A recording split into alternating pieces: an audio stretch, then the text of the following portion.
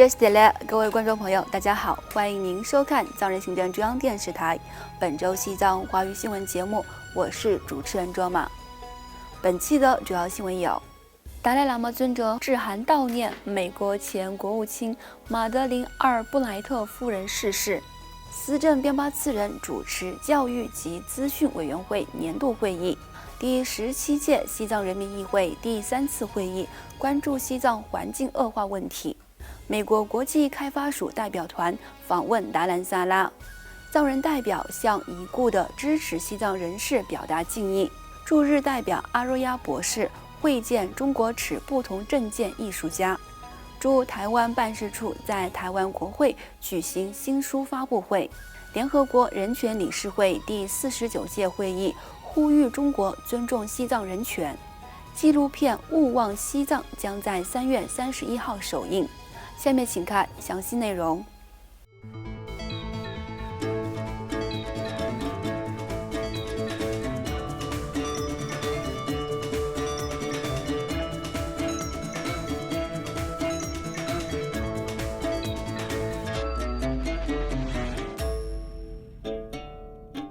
美国历史上首位女性国务卿马德琳·阿尔布莱特女士于本周三3月23号因罹患癌症逝世，享年84岁。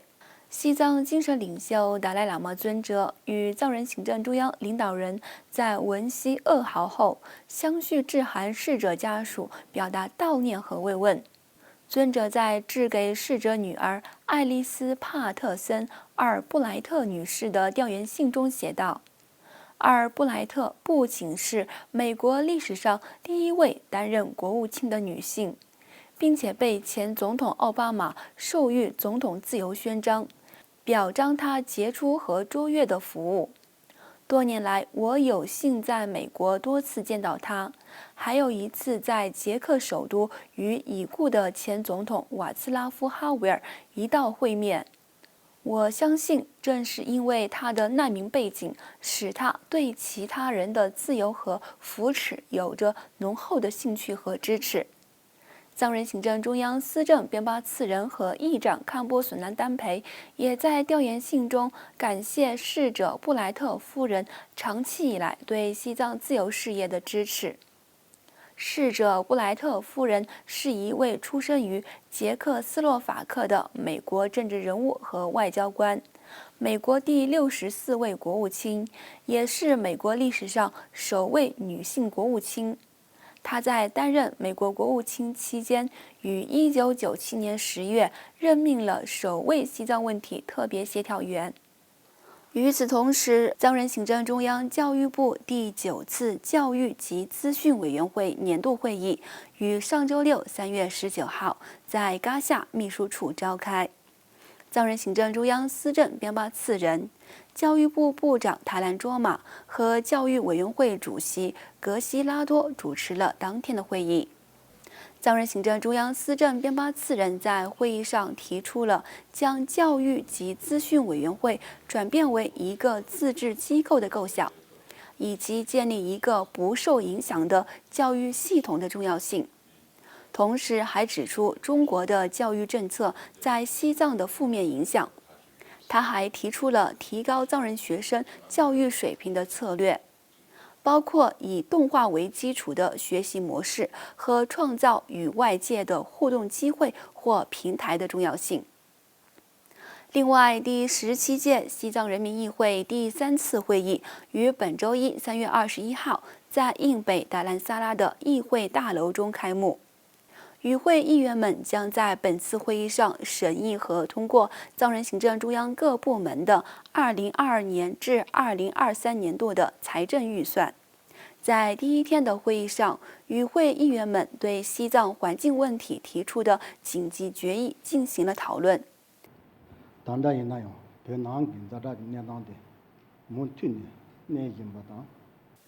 议长堪波索南丹培在致开幕词时，主要谈到了西藏境内的紧张局势，特别提到中国政府将藏语和藏传佛教中国化的问题，并强调在西藏精神领袖达赖喇嘛尊者的高瞻远瞩的领导下，流亡藏人社区的民主制度得到国际社会的广泛赞誉。为期11天的第17届西藏人民议会第3次会议将于3月31号结束。此外，美国国际开发署的代表团于本周一3月21号抵达印北达兰萨拉，展开对藏人行政中央总部和藏人定居点为期4天的访问行程。代表团成员包括美国国际开发署项目办公室主任马克特根费尔特、副主任波纳姆史密斯、发展援助专家巴拉卡戴伊和项目管理专家拉达拉尼塔库里亚。在达兰萨拉为期4天的访问行程中，代表团会见了藏人行政中央司政编巴次人、西藏人民议会正副议长及部分议员。代表团还参观了藏人行政中央各部门、文化机构、非政府组织、比日藏人定居点和西藏儿童村学校。另外，藏人行政中央驻拉丁美洲办事处代表景美次仁于近日访问萨尔瓦多共和国，向已故的萨尔瓦多驻联合国代表团副团长阿尔费雷多博士的家属递交了西藏精神领袖达赖喇嘛尊者、西藏人民议会和藏人行政中央的调研信。逝者阿尔费雷多博士曾于上世纪50年代担任萨尔瓦多驻联合国代表团的副团长。该代表团在1950年中共入侵西藏之际，向联合国提交了一份题为《外国军队入侵西藏》的决议草案，表明该国在联合国支持西藏的立场和抗议中共入侵西藏。在为期2天的访问行程中，代表景美次仁礼节性地拜会了该国的立法委员约翰尼特莱先生，并会见了长期支持西藏的玛利亚女士，介绍了当前西藏境内的紧张局势等议题。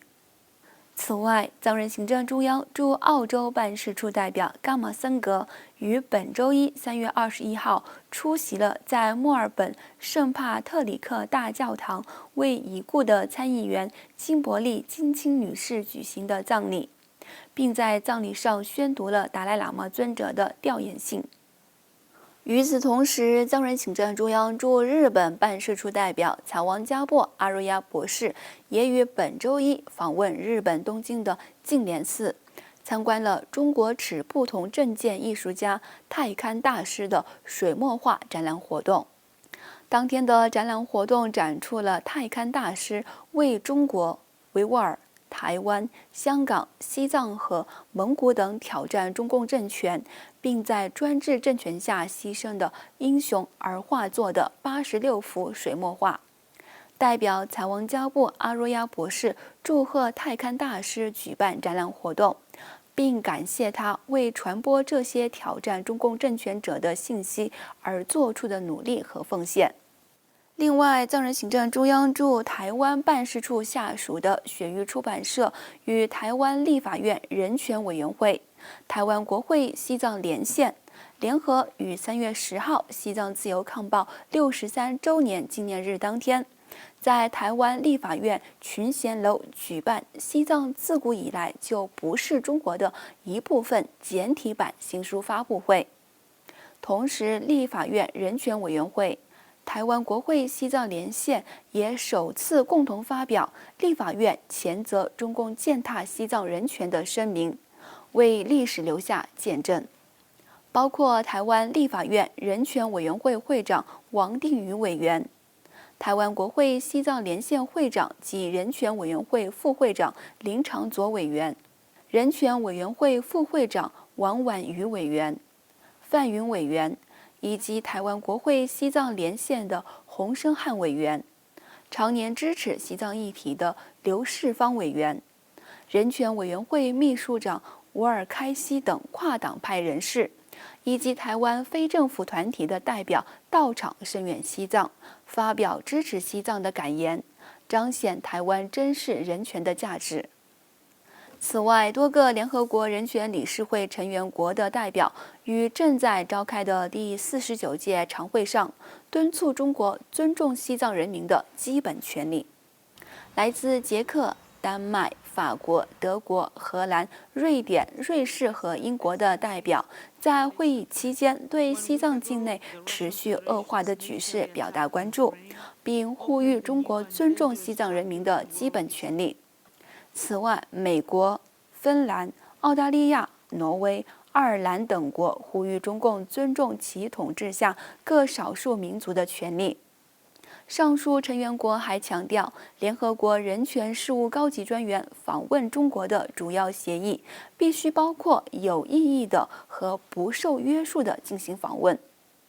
在第2周的会议上，藏人行政中央驻日内瓦办事处联合国联络官甘丹措姆女士在发言时，呼吁联合国人权事务高级专员在访问中国期间，敦促中国领导人通过开展有意义的对话来解决西藏人民的不满和诉求。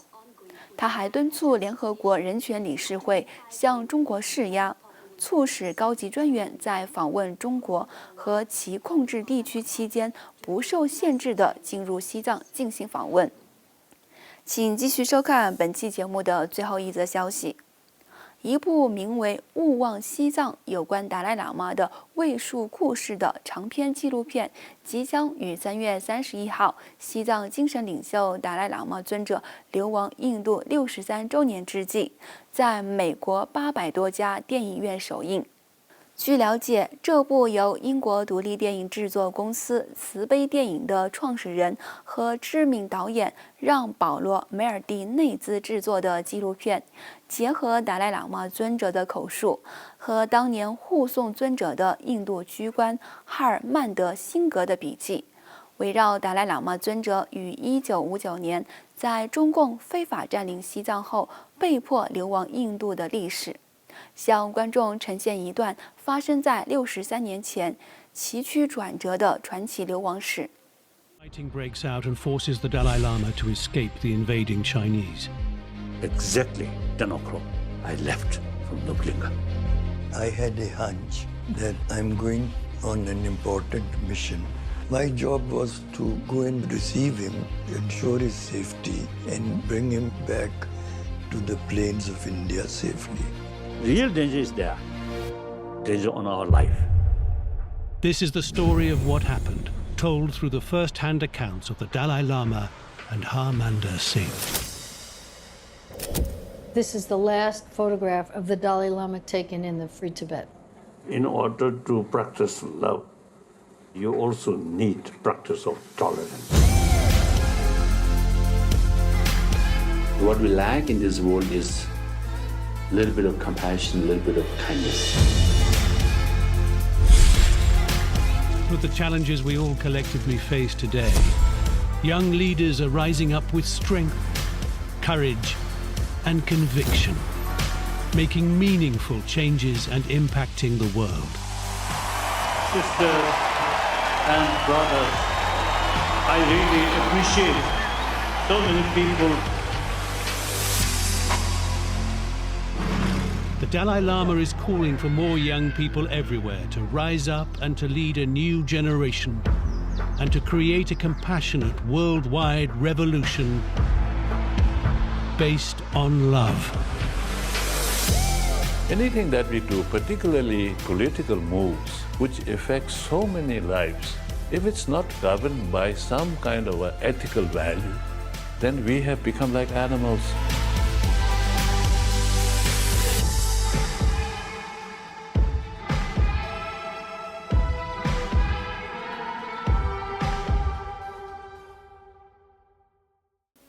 各位观众朋友，以上就是本期节目的全部内容。欲了解更多有关西藏境内外的讯息，请登录屏幕下方的网址。